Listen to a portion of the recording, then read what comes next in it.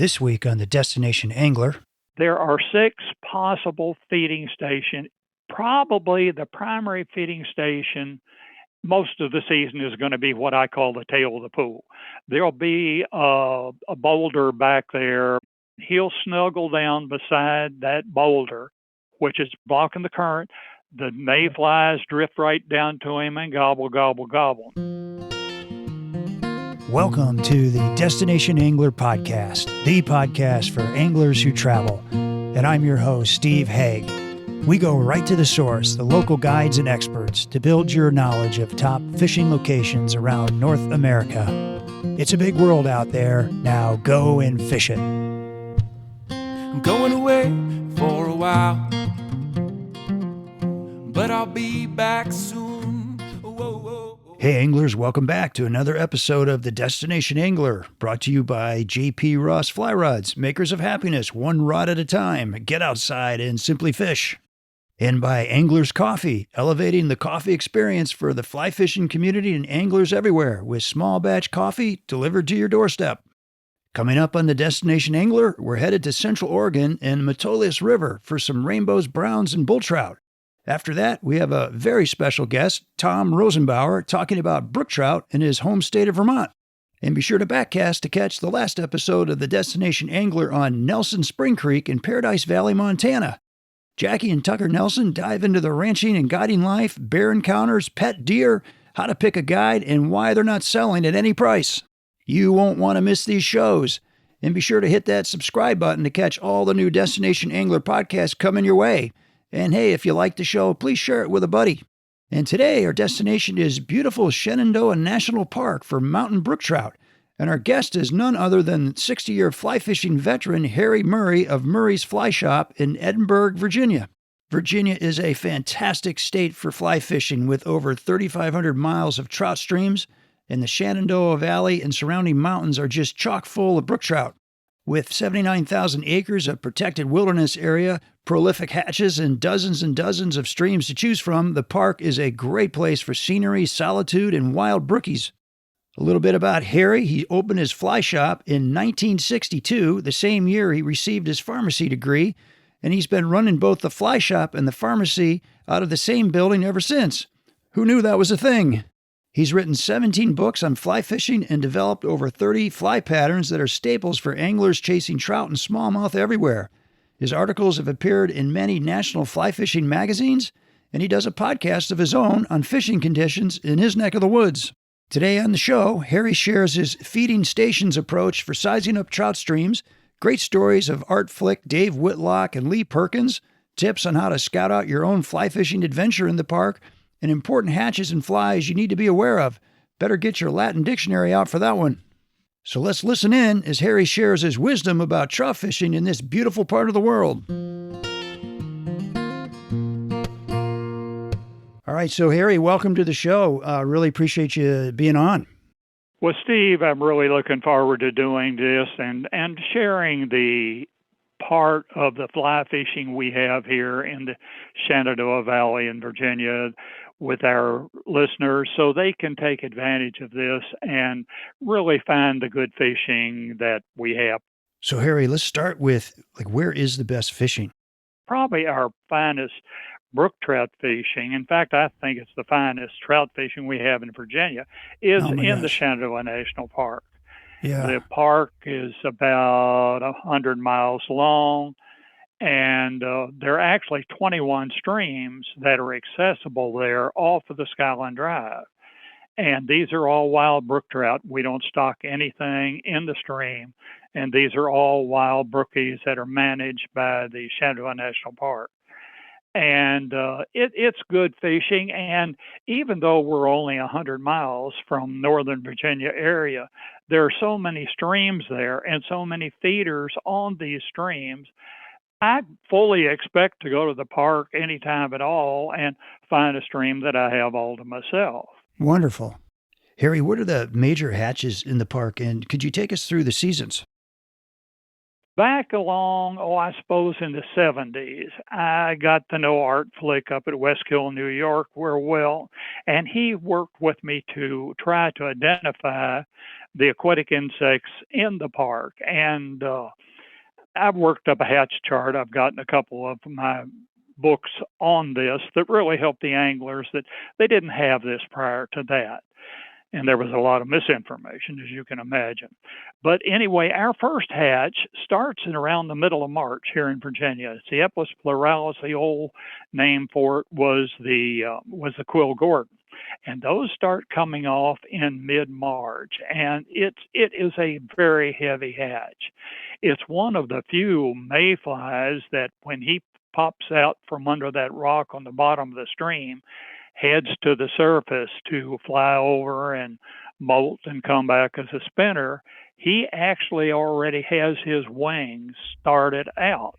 Huh. So we have a pattern we call a Mr. Rapidan emerger that really is very critical there. And then, of course, we have a Mr. Rapidan dry fly. I'll tell you about that in a minute. But I want to get you on this hatch because this Eplis pleuralis hatch that we have starting in March and running to probably to about the middle of April is probably our best hatch and our heaviest hatch. And at that time of the year, our water levels are perfect. I was hiking out of a canyon, the ridge of a canyon, coming back to my car one evening, and it was, let's say a half hour before dark. The duns were coming off, the spinners were coming back, and out over this canyon, as I looked to the west, there were duns up and spinners mating and all that kind of thing. And as honestly as I'm telling you this, I have no question I could have counted 1,000 mayflies backlighted as I was coming down that canyon. I just sat down on a log at the top of that canyon and oohed and awed until it got dark and I had to get out of there. Okay, Harry. So what's after that? Our next hatch coming after that, that's the blue quill. So now these boys thinking about coming to Virginia, you can't go wrong in the month late March and April. The blue quill follows that. That's the Pieroleptophlebia dodpup. And then by, we'll say, late April, there we're in the March brown, the Stenonema vicarium. Now, there are a couple kissing cousins of that Stenonema that follow that, the Stenonema fuscus and the Stenonema candies, but they're not nearly as heavy as the Eplis pleuralis and the March brown. Now, the Dorothea, the sulfur, the Amarilla Dorothea, comes off in these mountains in the middle of May and can actually last well through June, and that is a very heavy hatch. My son and I were camping on a little stream in the park, and I was setting up the tent, and my son said, "Dad, I'm going to grab that fly rod and head up while we got light." And about 5 minutes later, he comes running back. He says, "Grab your fly rod and follow me. You got to see this." And about 100 feet upstream from where I was sitting up the stream, the tent right along beside the stream, there was a pool that was probably 20 feet long, real big laurel on one side, gigantic cliff on the other side, and we just stood there and started watching them. While we were doing it, we played a number game. There were 11 different brook trout on the feeding stations in that one pool, and that was fantastic. We do have an abundance of brook trout. Now, obviously, you're not going to catch 11 brookies in one pool. I don't care how good your hatch is, but we do have an abundance of that. But now I'm looking at my hatch chart as in the book I wrote, Virginia's Blue Ribbon Stream, as I'm doing it. So I'm saying these hatches are from the middle of March all the way down to late June. Now, these are mayflies. Now, we also have a little Yellowstone fly. And that's on in these mountain streams from the middle of April into July. Now, if you don't know what a little Yellowstone fly looks like, hook size, he's probably about a 16. If you see a fly hatching off the stream and he looks like he's hadn't really learned to fly well, though that's the little yellow stonefly. He looks Ah, like he should be taking flying lessons, but he'll get out of there and I'll sit on a tree right beside you. And that hatch is a long hatch, and they live primarily in the moss around the boulders underwater and in the back eddies. So if we don't have rock rolling floods in late winter and early spring, I know we're going to have a terrific sulfur hatch. Now, we get heavy water that can wash those guys off the rocks and flush those back eddies. Our little yellow stonefly hatch isn't going to be that good. I see. But on a calm spring, we'll have a wonderful hatch on that. That sounds amazing. Can I take you back to something you said just a second ago? Sure. You talked about having brook trout on feeding stations. What do you mean by feeding stations? Well, I played a game one time, number game, to try to teach my students in my classes and to put in the books that I've written to identify the locations in the pools where the fish could be. They're not going to be just helter-skelter here or there. Right. There are 6 possible feeding stations in each pool.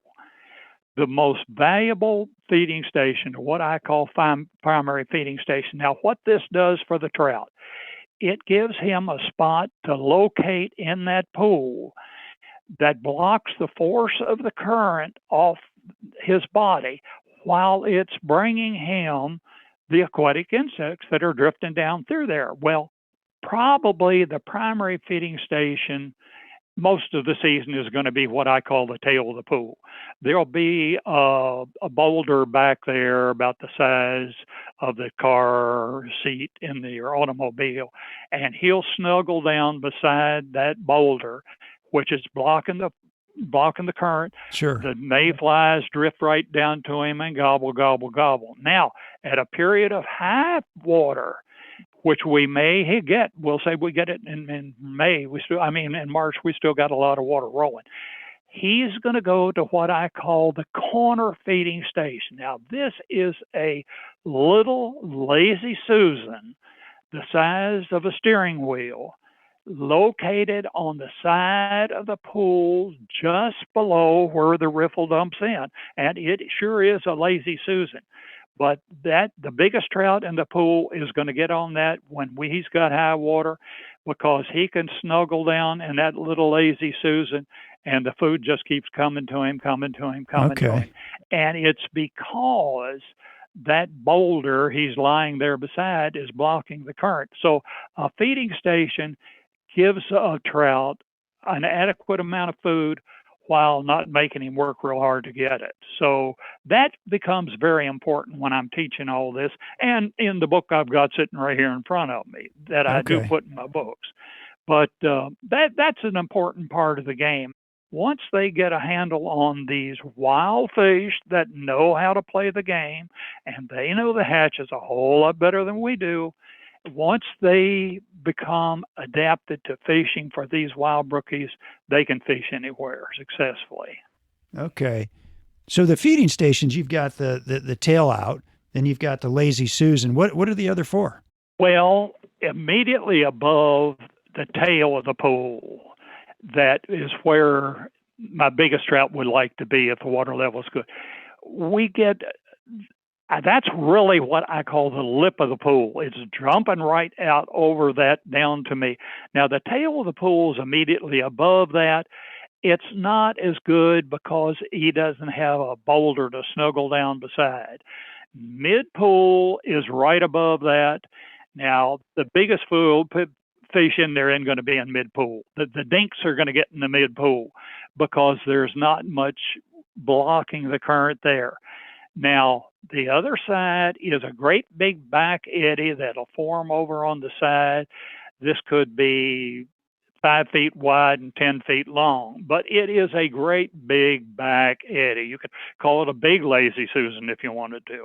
Okay. But it's not a real good feeding station unless they're trying to get away from the current. If we're in flood stage or something, they'll snuggle back in there to get away from the current. Huh.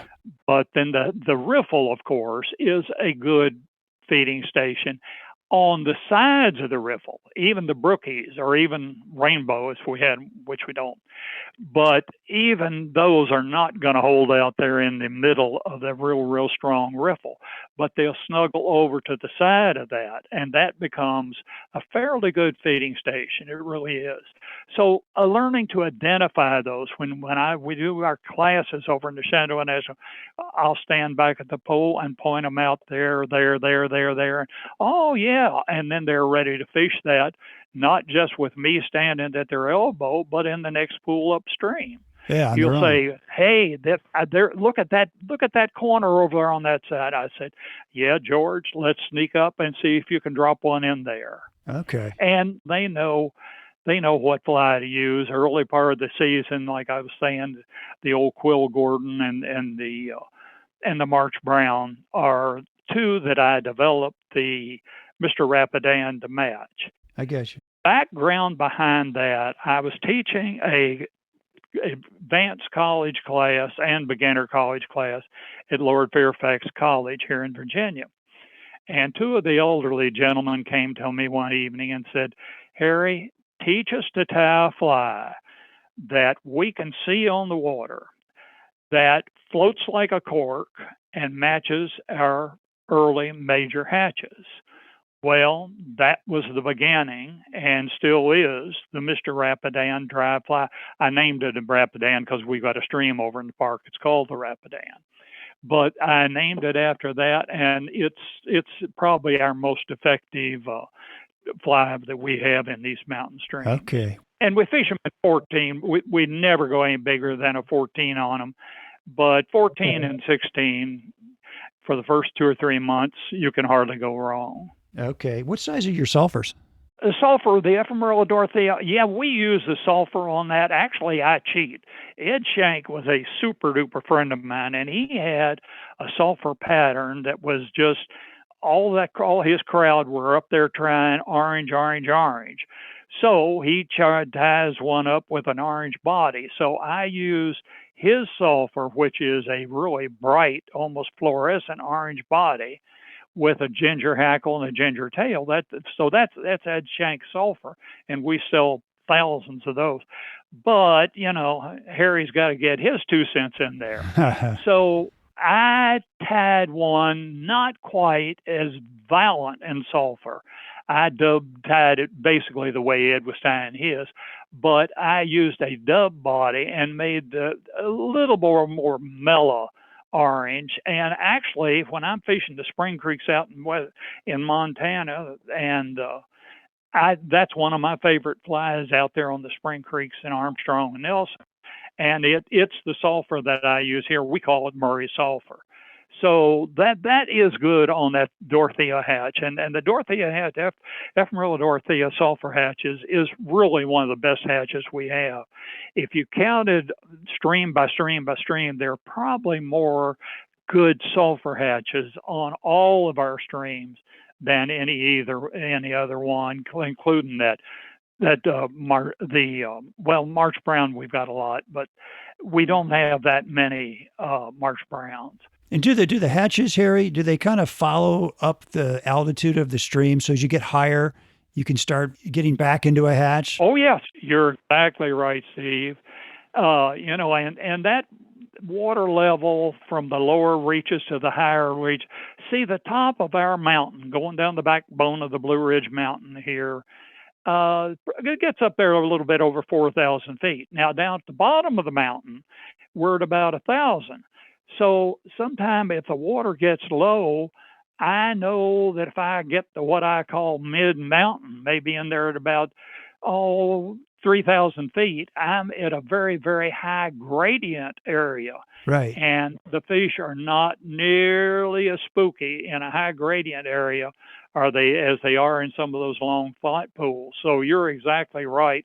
Learning the elevation of the stream and how they affect the spawning, for instance, is always heavier in the lower reaches. And We've my son got some beautiful pictures of spawning brook trout in December, way up, almost I'd say close to 4,000 feet up at the top of the Oh, mountain. nice.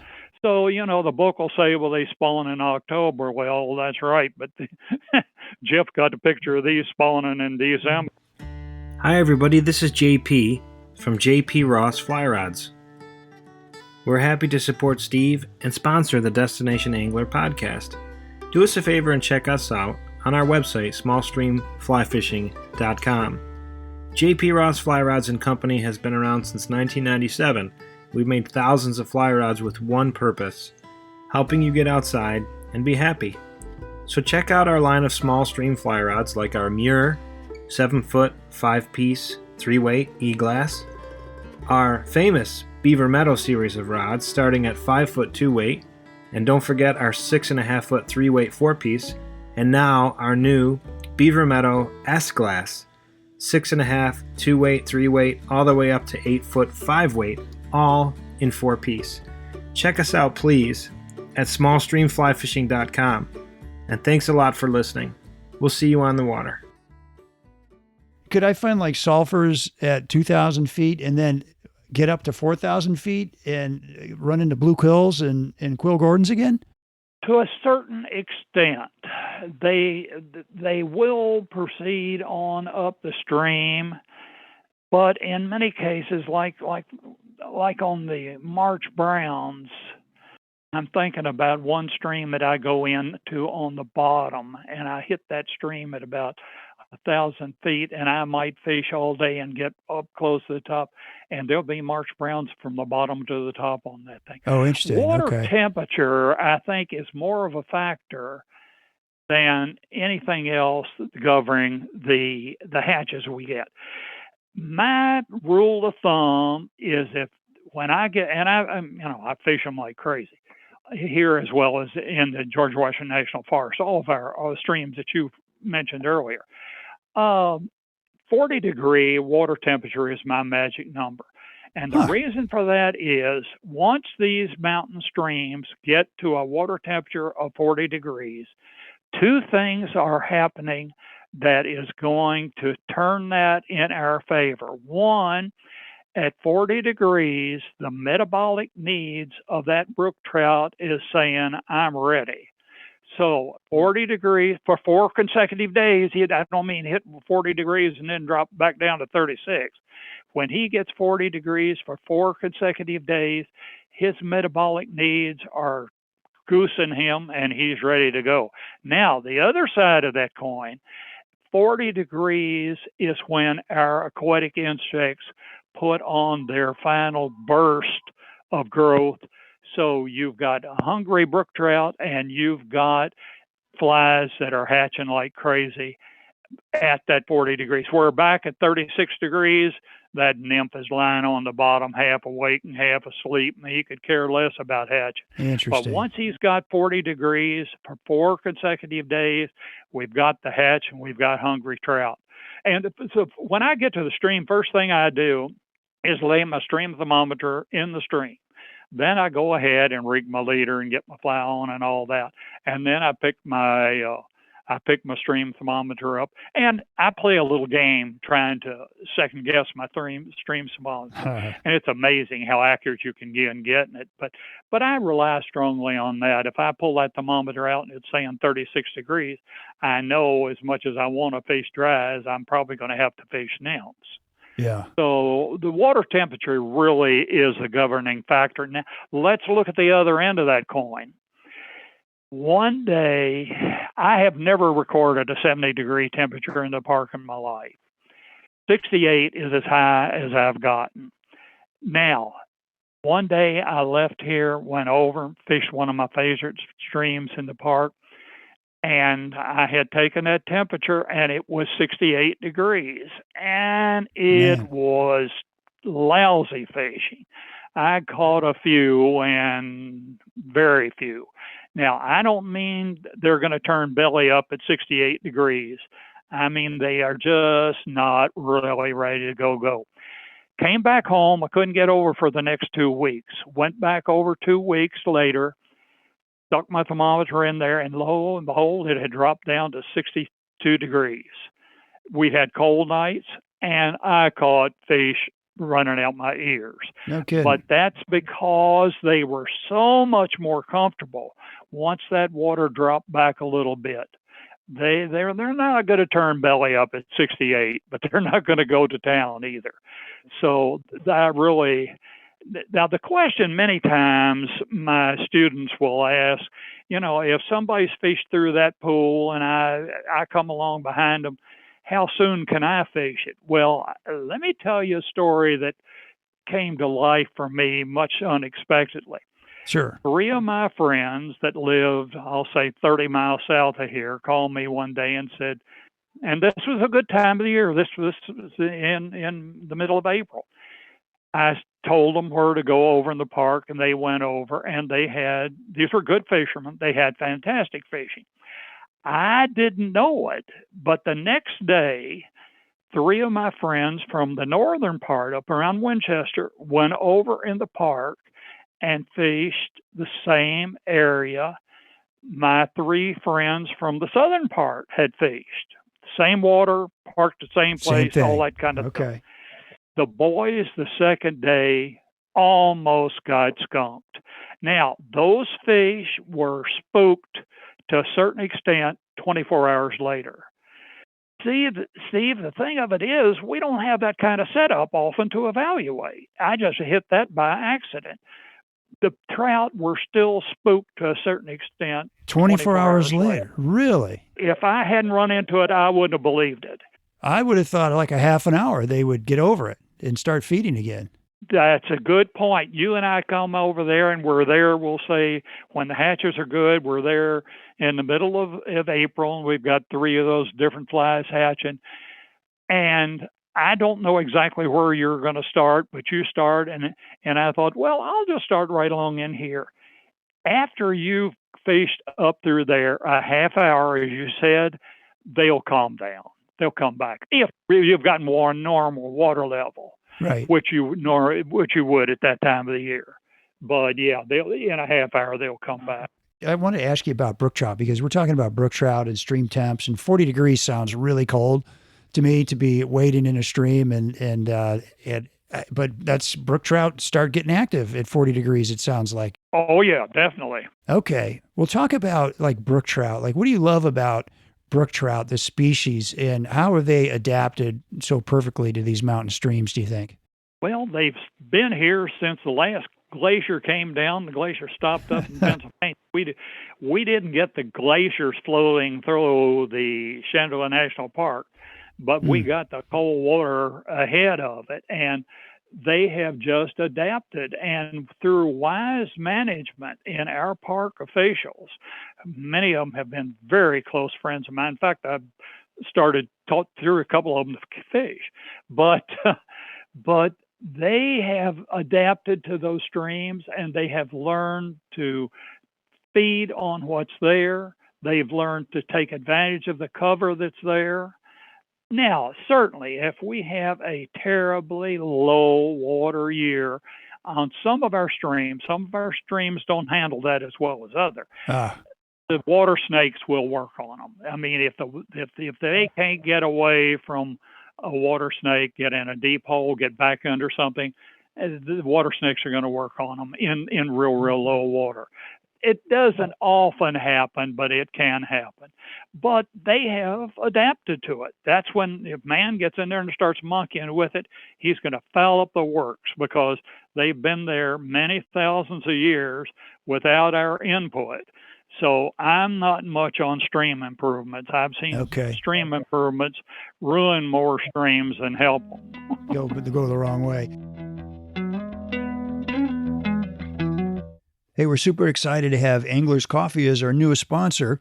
Lifelong fly angler and 40-year coffee veteran Joe Monahan founded Angler's Coffee with 2 goals in mind. Angler's Coffee offers a full range of coffee flavors and roast styles backed by a 100% no questions asked satisfaction guarantee. The coffee beans are selected for their great flavor and responsible growing methods from small farms around the world. Each batch is roasted fresh daily, and orders are filled quickly to ensure your coffee arrives at peak freshness for you to enjoy at its very best. Let me tell you, you're going to fall in love with this coffee. It's that good. And what's super cool about Angler's Coffee is they support a wide variety of causes and organizations that directly impact the fly fishing community. Currently, a portion of every sale is donated to Warriors on the Fly, an organization that utilizes the therapeutic aspects of fly angling to military veterans recovering from PTSD. And $1 for each bag of their Artist Series coffee is donated to Casting for Recovery, who provides healing retreats for women with breast cancer. So head on over to anglerscoffee.com to check out their great selection of coffees and the organizations they support. That's anglerscoffee.com. Well, let's zoom out just for a second. I wanted to ask you about Shenandoah National Park. You said it's 100 miles long. It sounds like the mountains get up to maybe 4,000 feet. Like, what else can you tell us about the park and what makes it such a great brook trout fishery? Suppose you're in the camping mood. You want to take your little pup tent and you want to camp up there and you want to do more fishing than you do camping, but you've got a four-day weekend. Now, many of our streams will have four, and I'm thinking about a couple of them right now, they'll have 4 or 5 feeders coming in up, we'll say on the top 2 miles, top 2 miles of stream. Sure. So if you've been there before or you talk to me and I say, go pitch your tent, so you can pitch your tent right maybe where those are kind of coming in, and you could fish 4 days on 4 different feeders and have fantastic fishing without ever moving your tent. So that's what we have. We have feeders, and I've got some friends that right now that are on a kick that's opposite of what many people want. You know, first we want to catch a whole lot of fish. Then you want to catch the big fish, and then you want to catch the challenging fish. This husband and wife team and some other friends that I have are going into the smallest streams they can find to see if there are some brook trout in there, and they'll come in the fly shop here. Harry, did you know there's some brook trout up there above the rams on Little Stone? Yeah, they've been there for a long time. And this poor little stream is only about 4 feet wide. But I've got people now that are so hooked on brookies, they want to go. In fact, I found a stream last year that I was sort of semi-lost, and I coming down to get to my main stream, here came a little trickle in, kind of seeping in through the sides.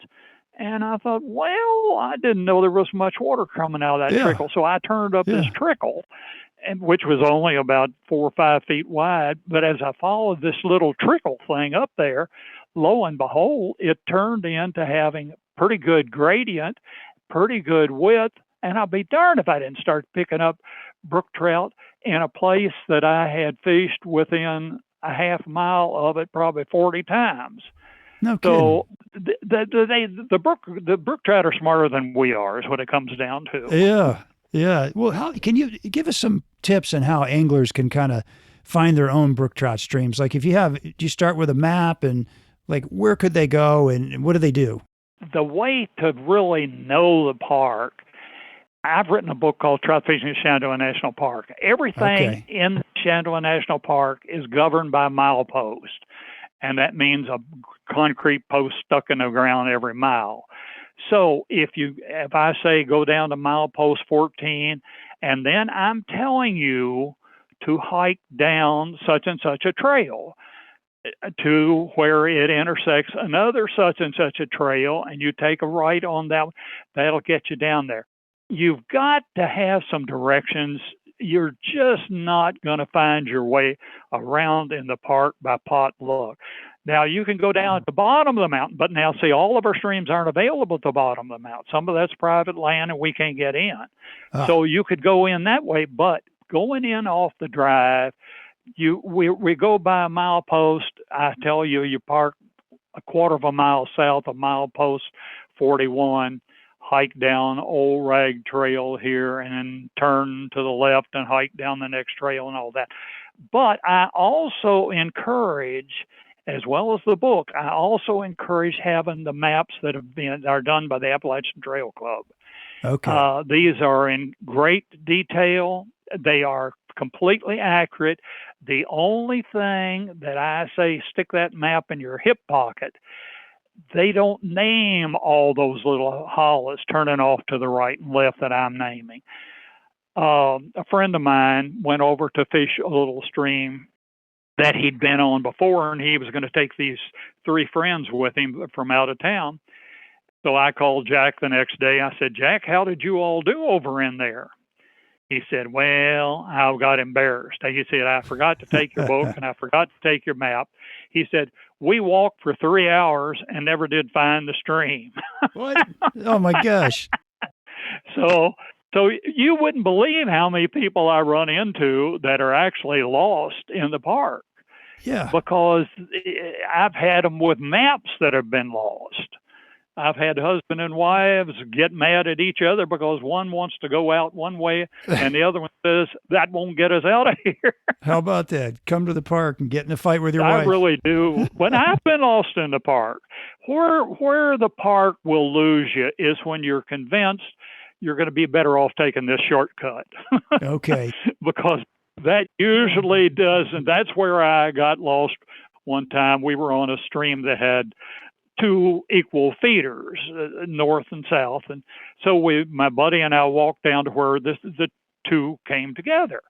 So Willie went up the left-hand branch, and I went up the right-hand branch, and I figured, well, I'll just walk across this ridge and meet him. We'll go back up to the drive.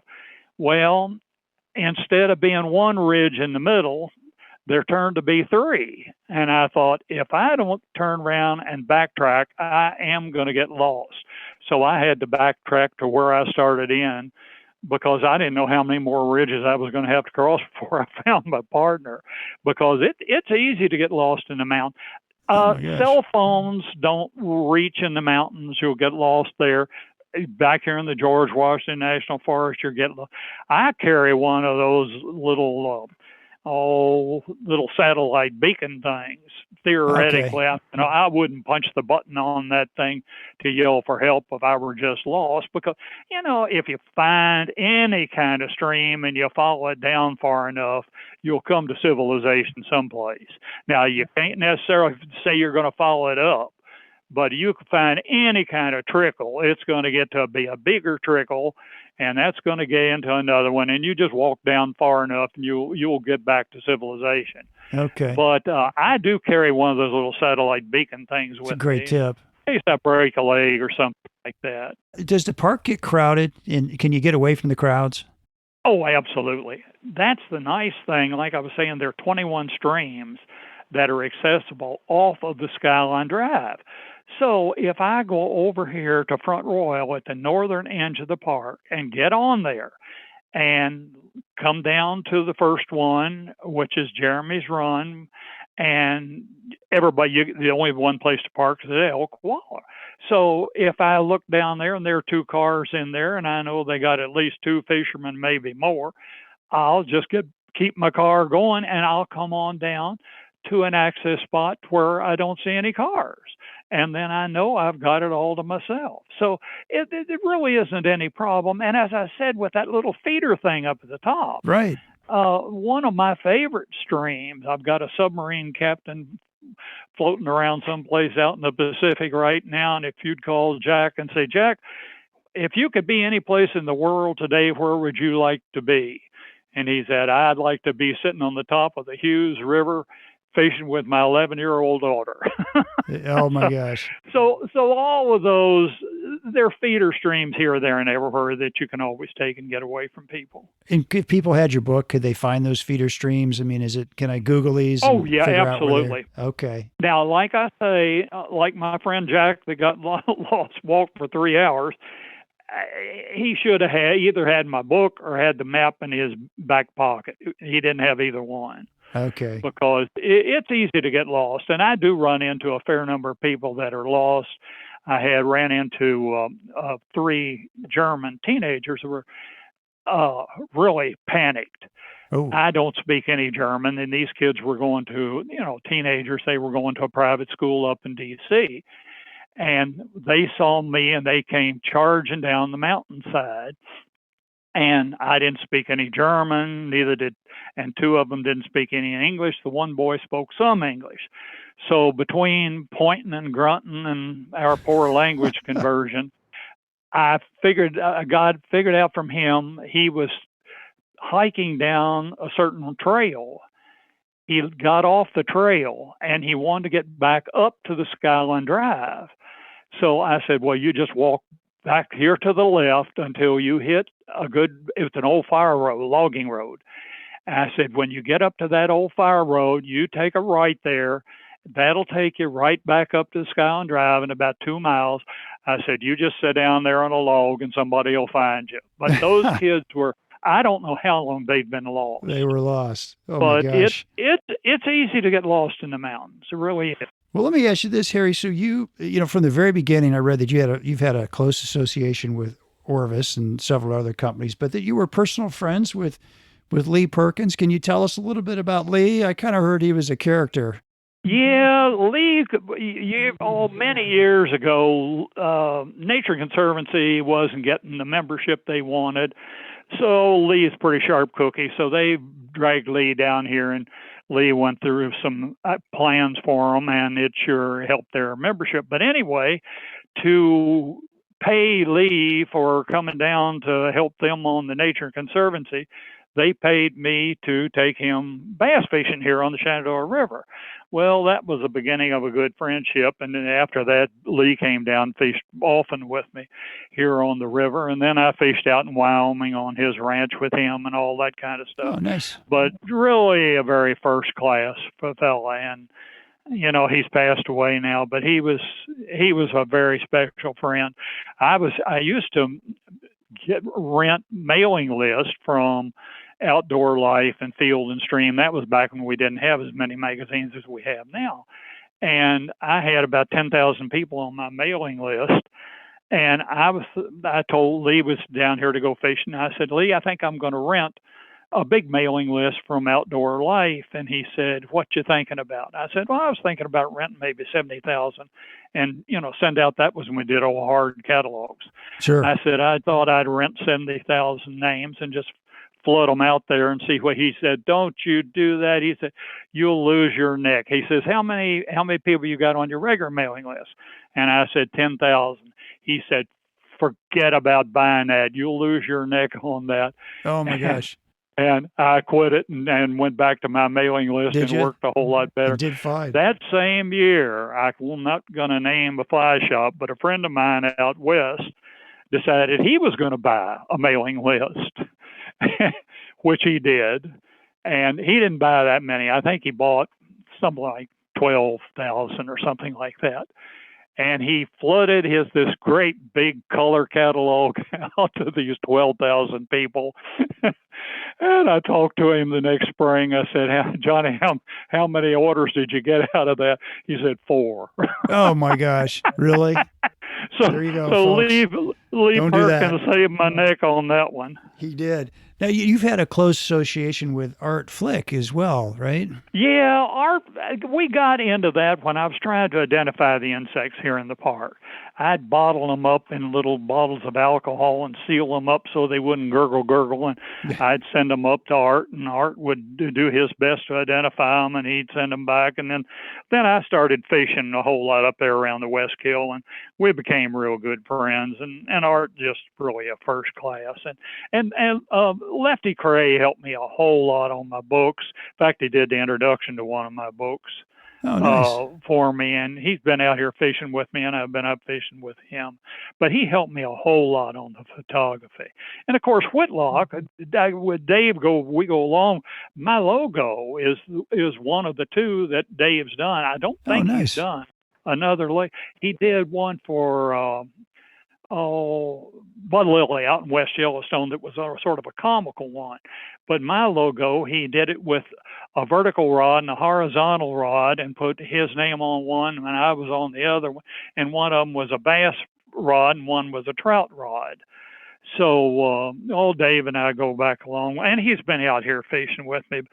Dave's still very active, and many of his articles in the magazines are really first class. Wonderful guy. I've got a lot of respect for Dave Whitlock.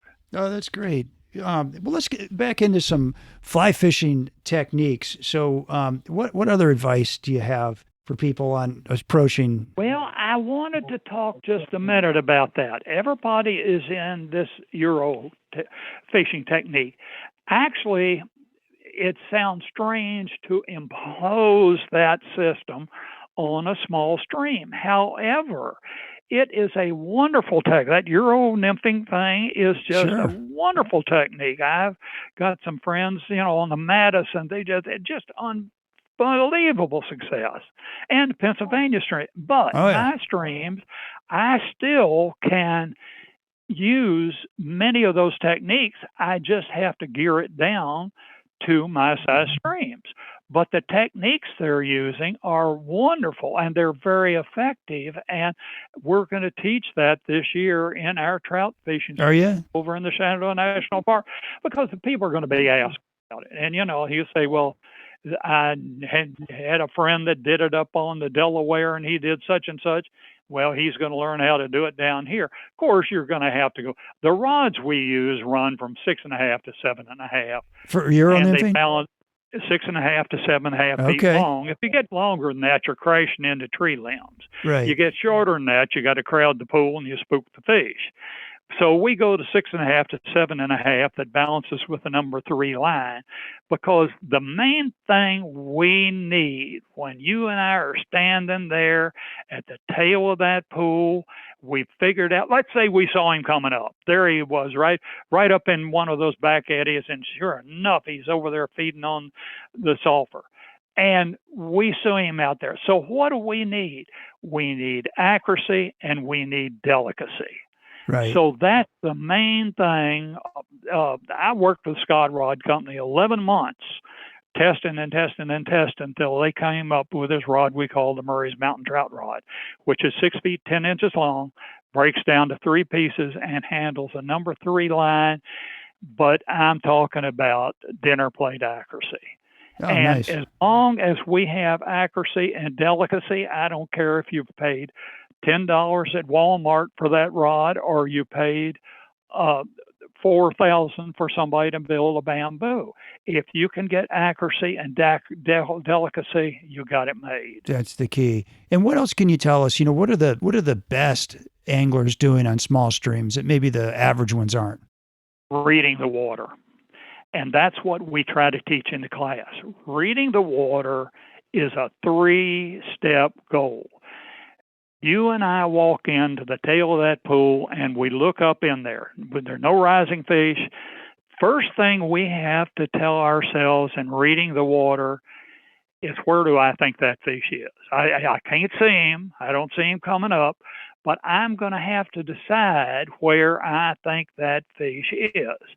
And once you learn to read the water, you can be amazingly accurate on that. So Sure. let's say we've got that guy pegged down. We think we have. So 3 steps. Where do I think that fish is? Okay, then I have to decide, with those mixed currents around him and above him and between me and him, where do I put my fly? So what was the first thing? Where do I think that fish is? Second thing, where do I put my fly? And here's the killer.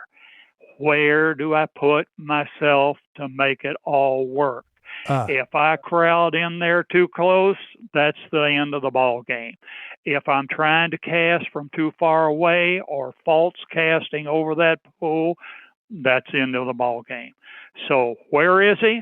Where do I put my fly? Where do I put myself? If you can master those 3, that's why I say the guys that learn this stuff in the mountains, my good friend fishing in New Zealand, like I run to the next stream 5 miles away. And Jack got his learning all in these mountain streams. No So kidding. once you master those techniques, it'll extrapolate to other waters real well. Okay. Well, talk about where you place the fly, Harry. Like, say more about that. Actually, I'm committed to where I think he's going to be. I don't go in there and fan cast every piece of water. I think I know where he's going to be because of the structure of the pool. He's going to get in a position that will let him get the maximum amount of food with the least amount of effort. Sure. When we were talking about the lip or talking about the corner, those are the two possible primary feeding stations. Ain't going to be the dink. This is going to be the big trout. So I really do try to read those feeding stations and go for it. Now, I cheat one step even before that. I always pause if I don't see rising feed, using polarized glasses, dark brim hat, Sure. and all that. I try to actually see the fish. Now, I'm not talking about that guy holding 4 feet deep down in the middle of the pool. I fooey to him. I'm trying to spot fish that's on a feeding station. And then I go one-on-one with that Sure. guy. All right. And then can you say more about positioning, right? Because that's your number 3. Like, how important could it be? I just need to slide over 1 foot, and why would I need to move? Like, what am I trying to do positioning wise? Well, you're going to have to negate the currents between that fish. Let's say we guessed him right. We guessed him right. We guessed right on where the fly's got to be, but we might have to take a step or two to the left to prevent that fast current from dragging that fly as it comes to him. See, he wants that fly to drift to him just as if it's not attached to our leader, just as if it's the real bug drifting down to him. Now, to compensate for that, I do use slackline cast. Vince Marinero, who was one of my old heroes, as cantankerous as he was, I had a tremendous amount of respect for Marinero. And I used to fish the Latort quite a bit with him. And Vince had a cast that he called a puddle cast. And it's as crude as it sounds. A puddle cast, what you're doing, you're putting extra slack, fly line, and leader on the pool so it doesn't pull the fly out of there. So to do this, what Vince showed me to do, you make the cast, your forward cast, but you do not turn it all the way over to land down. You make it and you stop the forward cast about 45 degrees in the air. I'm standing here, making that cast 45 degrees. I stop. All of that line then lands in what Vince calls a puddle. And it is a terrible looking mess. If you had a beginner with you, he'd say, "Boy, that guy didn't know his ear from left field." Yeah. But you throw that thing out, stop at 45. Now you've got enough line in there to bale hay. So it floats and floats and floats out of there, and zap, you got your trout before you got your drag. Okay. So that really does. I use a lot of slackline cast. Okay. There's a lazy S cast that you can use, and sometimes I intermingle the two. Lazy S cast, you're coming forward, and before your fly gets to where you want to land, you wave the rod to the right and left, Sure. throwing slack in S it in curves. that direction. Sometimes I use that, but I have a whole lot more success with the puddle cast. Okay. I mean, I might use a puddle cast 100 times a day when I'm fishing, because I want that fly to drift to that fish just as if I'm not hooked to it. And what tip of leaders are you typically using? Well, about 3 or 4 years, I design all of our leaders. We use all handmade, knotted, tapered leaders. A couple of years ago, our customers wanted shorter and shorter leaders, so I came up with some 6-foot leaders tapered from about 21 thousandths an inch and about down to, say, in the summer, you're fishing 6X. So we use some of those 6X leaders. We have leaders that we build, they're 7.5 feet long. Usually in the mountain streams, you'd use 7.5, 5X. In the spring, go down to 7.5, 6X in the later in the summer. And I've designed some indicators we slide on there that I talked SA into making for a while, but then they quit them, so I just make my own indicators. Oh, you do? Okay. But there again, accuracy and delicacy. That's the whole ball game. That's the key. Well, Harry, you've been doing this for a long time. I mean, you've been in the fishing industry since, 1962, and so you must enjoy this. And I'm curious, what is it that's kept you doing this for 50 years? Get away from the crowds, for one thing. Like I say, now my son and I float the Shenandoah River for smallmouth, that's a different ball game. But I like my submarine captain. I want to get out there and get away from it all. You do? Okay. Well, you're in the fly shop a lot too, right? Then you're around the crowds in the fly shop. Oh yeah. I'm in here probably 30 hours a week, and talking fishing and all that kind of thing. But we had mentioned smallmouth a little earlier. See, we have the North and South Fork of the Shenandoah River right here beside us. Sure. It's 150 miles of water. When I wrote my first book on bass fishing, is Fly Fishing for Smallmouth Bass, I wrote for Nick Lyons. Oh, and by the way, Whitlock did all of those illustrations in there. Oh, but Nick it's wonderful. wanted to go and go and go, and I said, no, I don't. He said, oh, I've got good art. I said, I don't want anybody but Whitlock. And Dave did fantastic illustrations in my first book for me. Oh, wonderful. But what I do here, see, by knowing old Charlie Brooks and Charlie Waterman and all that crowd out in Montana, I really learned my big stream fishing on the Yellowstone and the Madison and all that kind of stuff out there.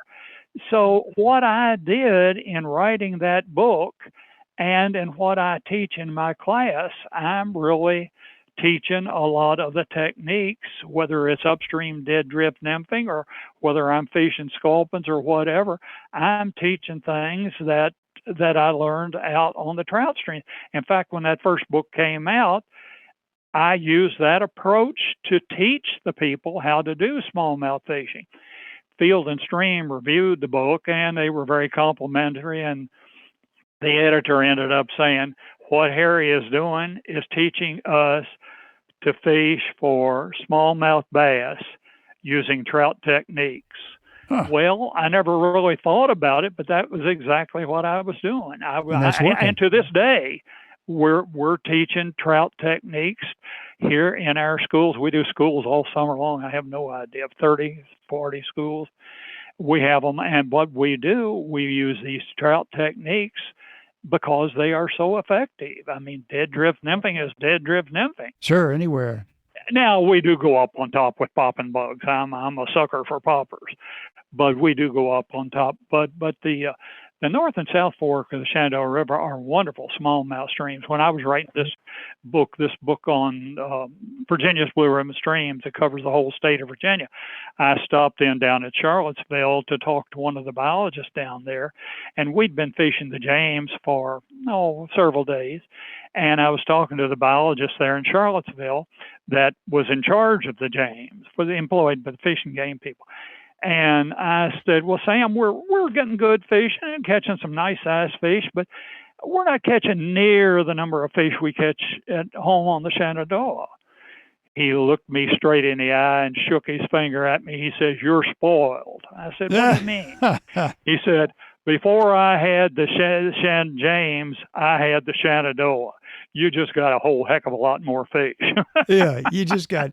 Well, Harry, you've been fishing all over the world. What are some of your top fishing destinations? Like you mentioned Nelson's and maybe some other places out west. What do you like? Oh, yeah. I like Montana, Yellowstone, Madison, the Missouri. I like all of those. And when I was fishing out there with Charlie Waterman, gosh, he used to take me to some streams that weren't 10 feet wide. Oh, my gosh. And his wife is the same way. We roam around up into that back country. And, of course, the Yellowstone National Park is a wonderful stream. Not bad, huh? Yeah, we'd get in the out-of-way places and just, there again, get away from the crowds. But I like the Yellowstone, the Madison, the Missouri, and I fish all some of the those. bigger ones. Okay. And what's on your bucket list, Harry? Anything? Shenandoah National Park. Okay, you've already done that. Someplace you haven't been. What do you think? Have you been to New Zealand or any other places you might still be going? Well, that's a very good question. See, I don't fish anything that has stock fish in it. That's sort of like fishing in a hatchery. I'm just not into that. Right. I would like to explore more mountain trout streams. Okay. And there are some here in the George Washington National Forest to the west of us. And you had even talked to that gentleman that said how many nice streams are back. Right. I still enjoy fishing the mountain streams. I'm just not into fishing for hatchery fish. It's whatever turns you on, but that's just not my thing. I got you. Okay. Well, man, we've really covered a lot today, Harry. I so appreciate it. I'm looking at our list, and I think we've pretty well covered the whole list. We've knocked them off here today. Thanks for being on the show. I really appreciate it. And they can call me. You're probably going to give them that information with their website and the phone number and all that, aren't you, Steve? Yeah, I'll put it on my website. Yep. Yeah, they can call me at my fly shop here, and I'll be glad to help them. And we do schools, like I say, I do through the winter. I do a school every Saturday, just about. Wonderful. Some on trout, some on bass, some on fly tying, some casting. So if they can reach me here in Edinburg, and with the phone number and the website that you're going to give them, and I'll be glad to help these folks any way we can. But I think we've given them a pretty good start today, Steve. There we go. Once again, the name of your fly shop is what? Murray's Fly Shop, Murray, Murray's Fly Shop. The phone number here is 540-984-4212. All right, there you go, folks. Give Harry a call. You can talk to the legend himself. And we're closed on Sunday and Monday because we got to go to church and then we got to go fishing. I like hearing that. Me too. That sounds good. Well, listen, Harry, I appreciate you being on the show, and I wish you extraordinary success in all your adventures to follow, and I'm sure there'll be more. Okay, Steve, well, just call me any way I can help you. All righty. And, folks, thank you for listening. And always we'll post pictures of these destinations that we've been talking about today and Harry's top fly picks on our Facebook and Instagram pages. You can DM me or email me with comments and suggestions at shaig50@gmail.com. And if you like the show, please tell a buddy. And always, our music is by A Brothers Fountain, a great little band out of Colorado. Hope you enjoyed the show, and we'll see you again soon. Tight lines, everybody. Well, I'll go from the land to the shining sea. But I know there's more to life than what the eye can see.